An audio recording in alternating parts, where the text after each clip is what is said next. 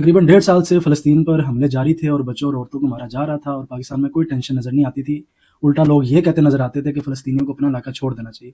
اتنے شیملیس لوگ ہیں کہ یہ تک کہہ دیتے تھے کہ ان کو علاقہ اپنا چھوڑ دینا چاہیے۔ جن پر ظلم ہو رہا ہے وہ نہیں کہہ رہے کہ ہم اپنا علاقہ چھوڑ کے چلے جائیں، ان کو محبت ہے اپنی زمین سے، لیکن وہ ان کے بھائی جو پتہ نہیں خود کو ان کے بھائی بھی سمجھتے ہیں یا نہیں، وہ دور بیٹھ کے ان کو مشورہ یہ دیتے نظر آتے تھے کہ آپ اپنا علاقہ چھوڑ دو۔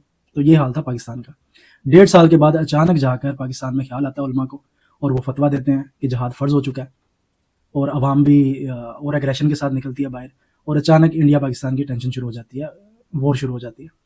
یہ کوئی اتفاق کی بات نہیں ہے کہ وار کا اس طرح شروع ہو جانا یا وار تھریٹس ملنا، یہ اتفاق کی بات نہیں ہے۔ اسی ٹائم پر ہوا جب علماء نے فتوے دیے اور تھوڑی سی پاکستان میں ٹینشن بڑھنا شروع ہوئی اور یہ جنگ کے اثرات پیدا ہو گئے۔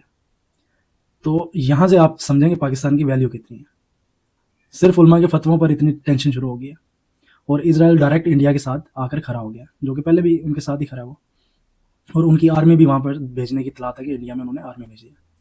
تو اصل حقیقت یہ ہے وار کی کہ یہ ٹینشن پاکستان اور انڈیا میں کیوں شروع کی گئی۔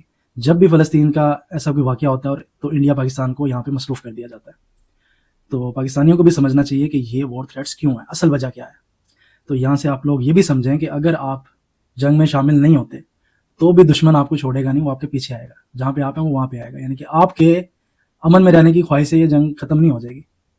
تو اس لیے مسلمانوں کو سوچنا چاہیے کہ آپ جنگ کریں یا نہ کریں، دشمن کرے گا، دشمن پیچھے نہیں ہٹے گا۔ تو یہ اصل وجہ ہے۔ اور جو اہل فہم لوگ تھے، اہل علم لوگ تھے، وہ جب علماء کے فتوے آنے کے بعد وہ تب ہی کہنا شروع ہو گئے تھے کہ کوئی نہ کوئی معاملہ تب پاکستان میں چھیڑخانی کی جائے گی اور پاکستان کو مصروف کیا جائے گا۔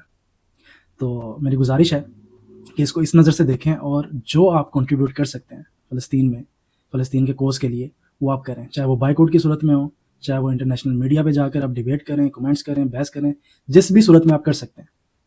آپ کی کیا کیپیبلٹی ہے یہ آپ کو پتہ ہے، جو بھی آپ کی کیپیبلٹی ہے آپ اس میں رہ کے پرفارم بہتر سے بہتر کریں۔